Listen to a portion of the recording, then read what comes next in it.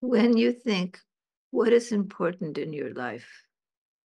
What comes to your mind? What is important?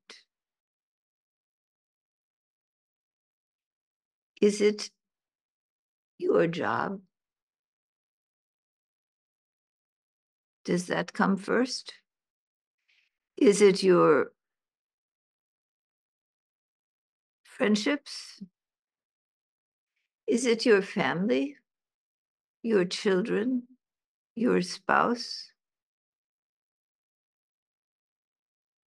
Is it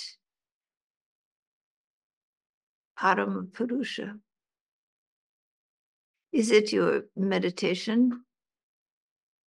Is it your relationship to Guru? What comes first?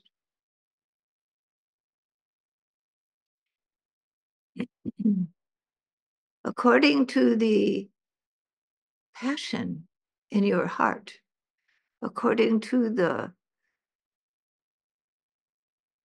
intensity of your desire and your attachment, you go towards that which is most important to you. And you act accordingly. If your meditation practice and your relationship to the infinite is of secondary importance, if it's something down the list, 3, 4, 5, 6 items, then it will be respectively significant to you in that lesser position.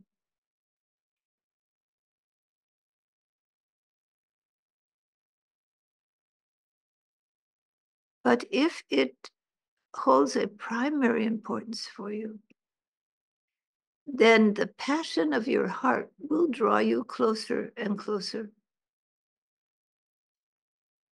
to that infinite one. It depends upon the passion of your heart. You may have ideas of what is good for you. You may have ideas of what you believe in.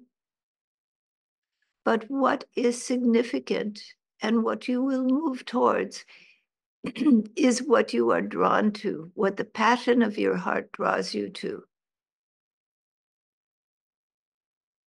So if your passion is for the divinity which is within you and all around you, you will find your mind thinking often of this.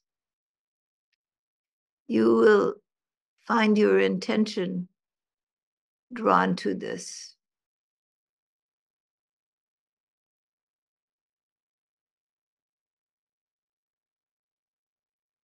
Depending upon how intense this passion is, you will spend much time contemplating,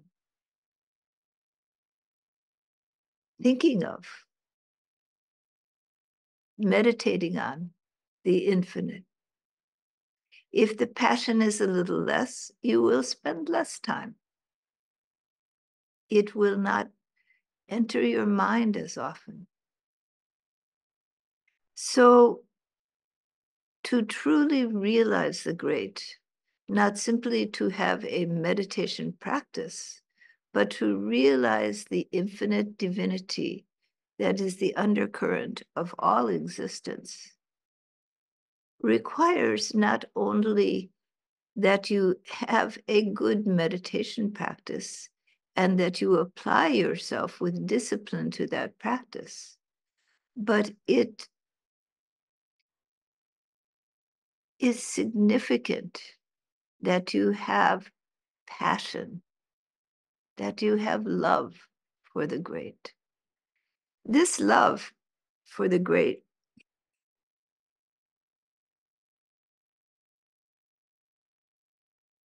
is not always felt. How do you acquire this love for the infinite? How do you acquire this passion?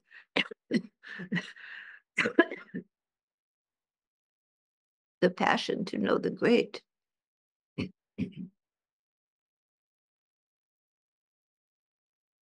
This passion comes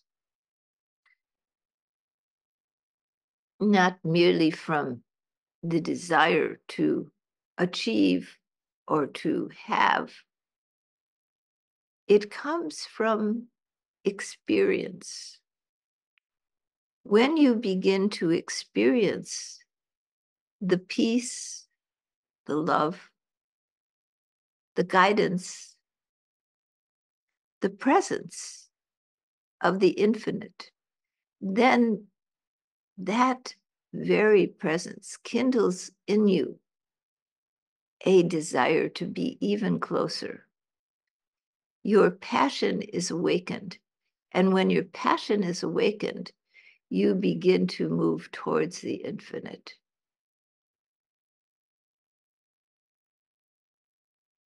With sincerity and speed and the grace of Guru, the grace of the divine falls upon you. Without this passion, it's difficult to proceed. And without that grace, it's difficult to have the passion. So they go together. And to acquire this grace of the infinite is a little different from other things you acquire in your life. If you want a new car, you save up money and you buy a car. You go after it, you pursue it. In your meditation, you pursue a relationship with the divinity within. But the methodology of that pursuit is different. For this which you are pursuing is omnipresent. It is all pervading. It's always there. But the eyes turned towards the world are blind to this presence. So what do? You need to find a methodology for connecting with divinity. That methodology is surrender. It's a different process than you use to acquire things in your day-to-day life, objects, relationships. With this relationship to the God self, it is a letting go of your personal identity, letting go of your personal will, letting go of all that you have thought you have been, and surrendering into the care of the infinite. Lord, all that I have is yours. It comes from you. It belongs to you. I surrender it all. There is nothing but you. When this mentality begins to take over the mind, then that grace begins to be visible. And as the grace is seen, the love in the heart is awakened, and the passion for the divine arises. Then real meditation begins. Then it is not simply a practice that you do several times a day. It is your lifeblood. It is your heart's desire. When the love you feel in your heart blossoms in the presence of that sense of the divine. You begin to feel that that one is a shower of grace, a presence always around you, a presence in every living being, in everything that is. It is a holy presence. And as you let go of who you think you are, of the little boxes that you have built around yourself and defined and confined yourself within, and you begin to unwind all of those definitions of self, you find there is nothing there but the God self. There is nothing there but the Sadguru within you and within all beings, that infinite one, that all-pervading, infinite love, infinite peace, infinite consciousness. That beingness abides, that intelligent consciousness which governs all that is, abides everywhere.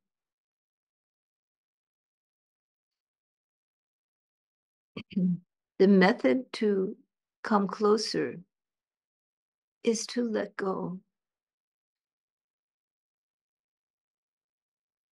Thy will, not mine.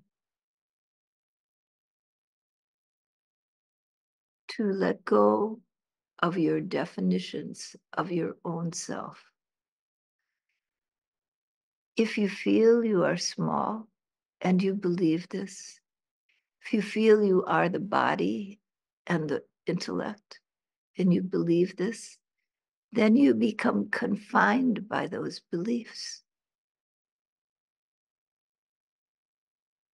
They stop you from going further into reality, into the consciousness that underlies all things, into the love that is infinite. But when you are willing to let go of these ideas of self, when you are willing to surrender your beliefs, your constructs, your definitions at the feet, at the lotus feet of the Infinite One, then what happens? What happens when you are no longer the personality, the achievements, the beliefs about yourself? What happens when you let them go? What happens when you stop identifying with all of that? The self, the true self, the Atman, is one with the infinite, with the Paramatma. When you sink beneath all of the definitions that you have constructed around yourself, like barriers to give a sense of identity, when you soften them, melt back into the one,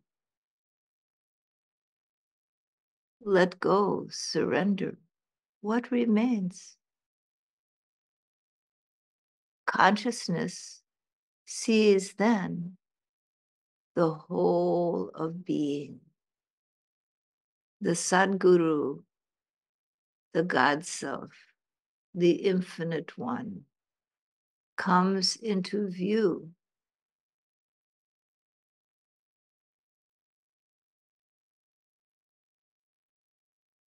Because beneath that which you have defined and confined yourself within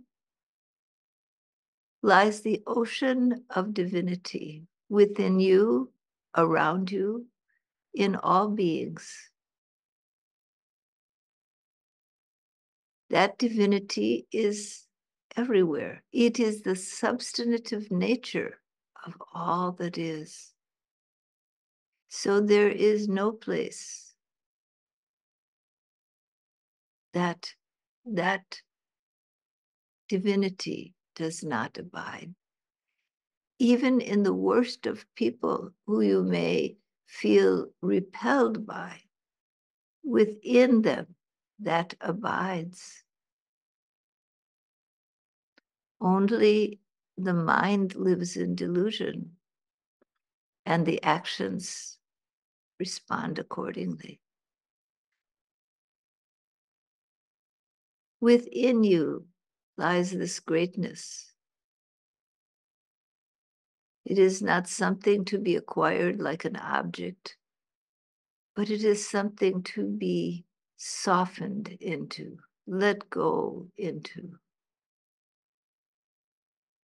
fall back into.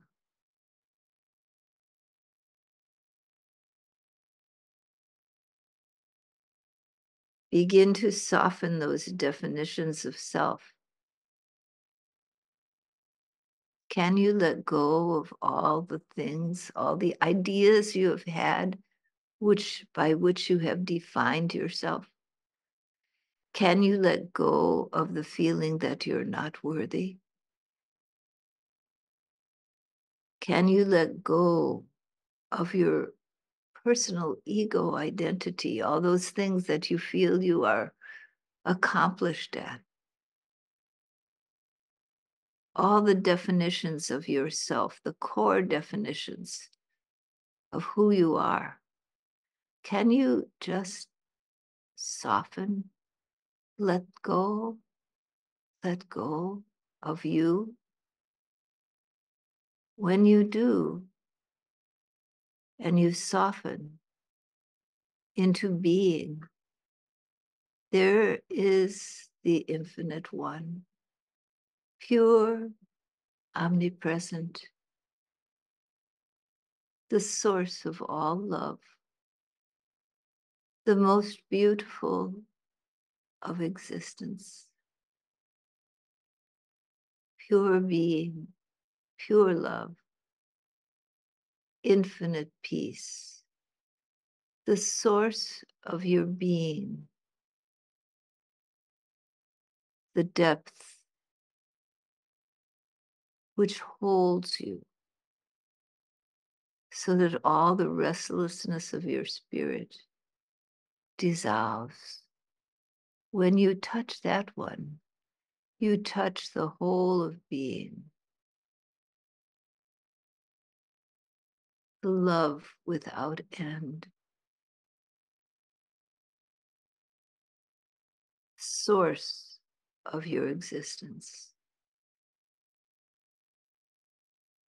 There is in this a great nurturance, and it takes great humility to melt into greatness, to melt into the infinite. The humility to let go of all those definitions of self and feel the God within and all around. Feel the love which is. It takes great humility.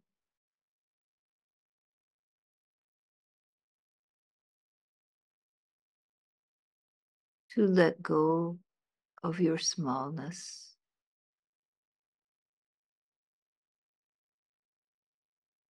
To melt back into the one, divine one, your home,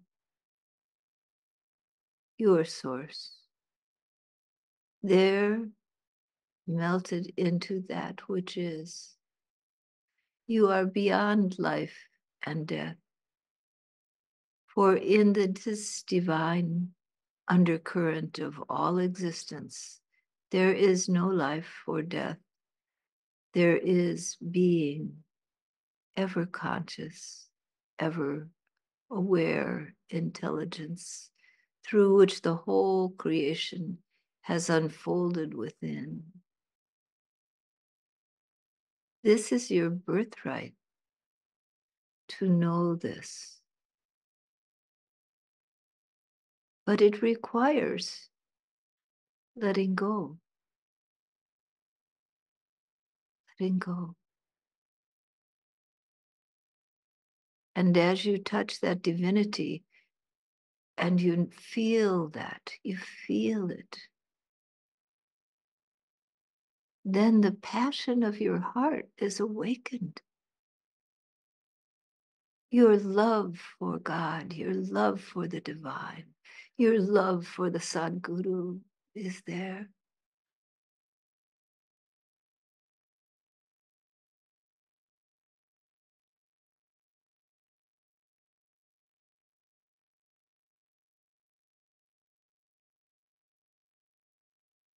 And the priority of that relationship grows in magnitude from a simple daily practice that you know is good for you of meditation to an impassioned love of your heart, to find ways and moments to connect with that divinity. Feel it with you. Feel that presence. To let go and be with that one. And keeping the company of the great, you move closer and closer. The qualities, the understanding, the love which is inherent in the infinite one comes closer to you. As your mind stays on the divine one, in the form of deity, in the form of guru, in the form of the God self, pure, omniscient being. In that company, you begin to shift and change, acquiring more the kindness, the love, seeing all beings as part of the one whole. Your heart is with all living beings, but mostly it is with the one which is embodied in all creation.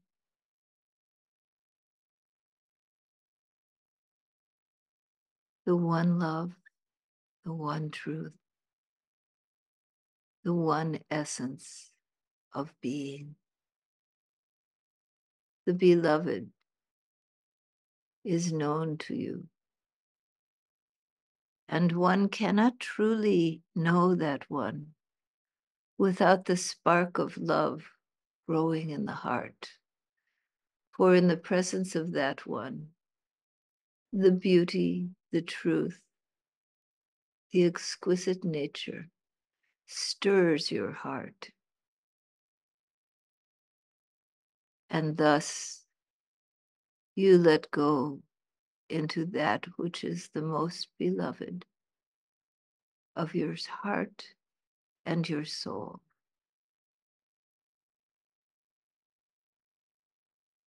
This is the true path to divinity. Whatever practices you may do, whatever deity you may ideate upon, or whatever guru,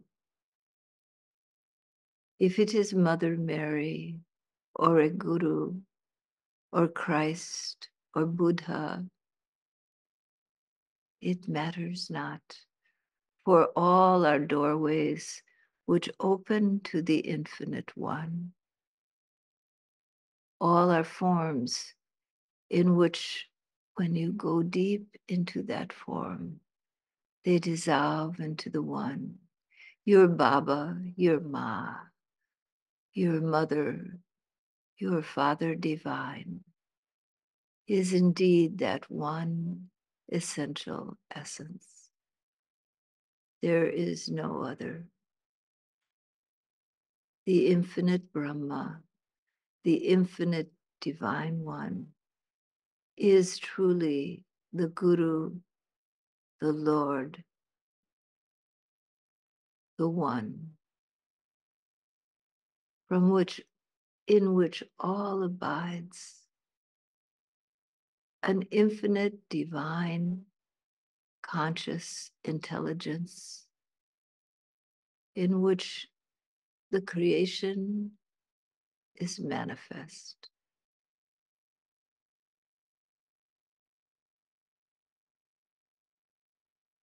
That great one is your source, your soul, the true love of your heart. And once you drop deep within, that love awakens.